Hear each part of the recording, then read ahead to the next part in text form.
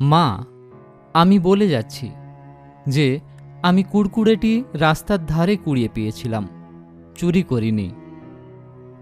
চুরির অপবাদ সহ্য করতে না পেরে মাকে নিজের চরম সিদ্ধান্ত নেওয়ার আগে লিখে জানিয়েছিল তার মনের কথা। এই তো মাত্র সপ্তম শ্রেণীতে পড়ত সন্তান।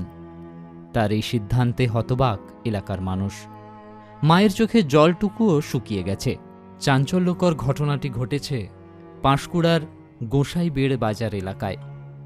নিহত ছাত্রের নাম কৃষ্ণেন্দু দাস, সপ্তম শ্রেণীর ছাত্র সে। জানা গিয়েছে রবিবার বাজারে চিপস কিনতে বেরিয়েছিল কৃষ্ণেন্দু। পরিবারের অভিযোগ, যে দোকানে কৃষ্ণেন্দু গিয়েছিল সেদিন সেই দোকানে চিপস ছিল না। এমনকি দোকানদারকে বারবার ডেকেও সাড়া পায়নি কৃষ্ণেন্দু। ফিরে আসে বাড়ি। অভিযোগ, বাড়ি ফেরার সময় দোকানের মালিক, পেশায় সিভিক ভলেন্টিয়ার শুভঙ্কর দীক্ষিত মোটর বাইক নিয়ে ধাওয়া করে ওই নাবালকের পেছনে। কৃষ্ণেন্দুকে পাকড়াও করে চুরির অপবাদ দেয়। সর্বসমক্ষে বাজার এলাকায় কান ধরে উঠবোস করায় এবং মারধর করে বলেও অভিযোগ। কৃষ্ণেন্দুর বাবা মায়ের আরও অভিযোগ, সেই সময় কৃষ্ণেন্দু চিপসের দাম মিটিয়ে দেয়। এরপর চোর অপবাদ সহ্য করতে না পেরে একটি চিঠি লিখে বাড়িতে থাকা কীটনাশক খেয়ে নেয় ওই নাবালক। তারপরই তাকে তমলুক মেডিকেল কলেজ ও হাসপাতালে ভর্তি করা হয়েছিল। পরে সকাল নাগাদ মারা যায় কৃষ্ণেন্দু দাস। ঘটনা জানতে পেরে ইতিমধ্যে কান্নায় ভেঙে পড়েছে পরিবার। যদিও যার বিরুদ্ধে অভিযোগ, সেই শুভঙ্কর দীক্ষিতের কোনো প্রতিক্রিয়া পাওয়া যায়নি। কোনো রকম সিসিটিভি ফুটেজ তো দেখাতে রাজি হয়নি অভিযুক্ত শুভঙ্কর। এক্ষেত্রে একটাই প্রশ্ন উঠছে, কিভাবে আইনের লোক হয়েও আইন নিজের হাতে তুলে নিলেন শুভঙ্কর? শাস্তির দাবি তুলছে এলাকাবাসী। তবে মর্মান্তিক এই ঘটনায় শোকের ছায়া এলাকায়। মেন্টালি ভাবে তাকে টর্চার করছিল একটা চিপসের প্যাকেটের জন্য।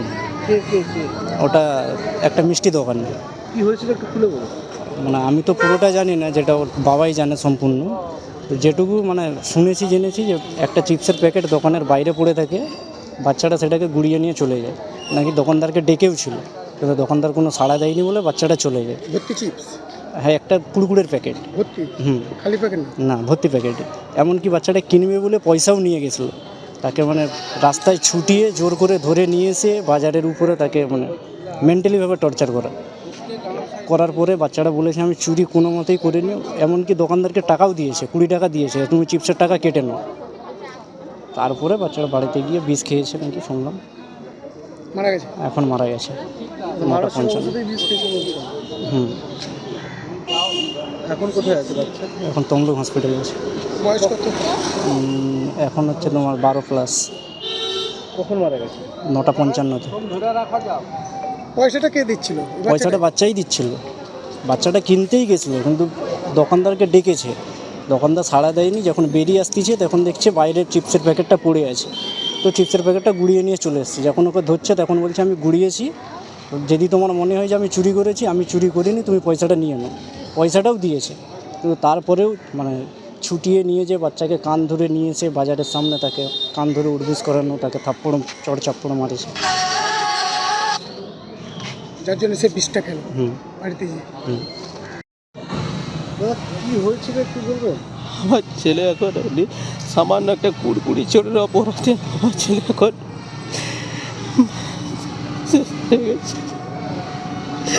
সামান্য একটা কুড়কুড়ি চুরির অপরাধে কান ধরে তাকে উঠবুস করিয়েছে বলে হাত করে চেষ্টা করেছিল আমার ছেলে আজাদি। আমার ছেলে বাড়ি থেকে বেরিয়েছিল কুড়কুড়ি কেনার জন্য? বাড়ি থেকে বেরিয়েছিল কুড়কুড়ে কেনার জন্য। দোকানদার নাকি দোকানে ছিল না। ও দুবার ডেকেছে দোকানদারকে, তারপরে রাস্তায় দেখে না কুড়কুড়িটা পড়ে আছে, উড়িয়ে পড়ে বাতাসে পড়ে আছে। ও কুড়কুড়িটা গুড়িয়ে নিয়ে পালিয়ে গেছে। ওকে তখন দোকানদার নাকি আবার বাড়াই, যখন ও দেখে একটা ছেলে কুড়কুড়ি নিয়ে পালিয়ে যাচ্ছে, ওকে দোকানদার পিছনে মোটরসাইকেল নিয়ে ধাওয়া করেছে। ধাওয়া করে ওকে ধরে নিয়ে ধরছে। ওকে বলছে যে তুই কুড়কুড়িটা আমার দোকান থেকে চুরি করে নিয়ে এসেছি। ও বলছে না স্যার, আমি চুরি করে আনিনি, আমি ঘুরিয়ে পেয়েছি। বলে না, তুই চুরি করে নিয়েছিস। বলে না, বলতে ওকে নাকি পয়সাও দিয়েছে। তখন দোকানের বলে চল দোকানে চল, আমাকে দোকানে নিয়ে এসে নাকি বল স্বীকার করেছে, বল চুরি করেছিস বলে নাকি কান ধরে উডুস করছে। ও সেটা মানে আত্মসম্মান নিতে পারছে না বাজারে মারধর করেছে? মারধর করেছিল না সেটা ঠিক স্যার আমরা জানি না, আমরা তো বাড়িতে ছিলাম, খবর হয় না। মারধরও করেছে বসুন না, আর কান ধরে উডুস করেছে সেই আত্মসম্মান। স্যার এখন আমার একটাই কাজ শুধু আমার ছেলেকে ভালোভাবে বাড়ি নিয়ে, এখন যা আছে আমরা তো গরিব মানুষ, খেটে খাই, আমাদের কারো কোনো উপরে অভিযোগ নেই। আর ভগবান কপাল উপরে যা রেখেছেন আমাদের সেটাই। এখন শুধু ছেলেকে ভালোভাবে বাড়ি করে নিয়ে গিয়ে দাহ করবো, নিজের জায়গায় নিজে ভালোভাবে ঠিক রাখতে চাই। বিষ এটা খেয়েছিল? হ্যাঁ, বিষ খেয়েছিল। ওটা কোথায় পেয়েছি? তা আমরা সব চাষিবাসী মানুষ তো, আমাদের ঘরে সবসময় থাকে। আমরা তো চাষবাস করে খাই, খেটে খাওয়া মানুষ, আমাদের ঘরে সবসময় থাকে। মানে আত্মসম্মানের জন্যই সে যে বিষ খেলো? হ্যাঁ হ্যাঁ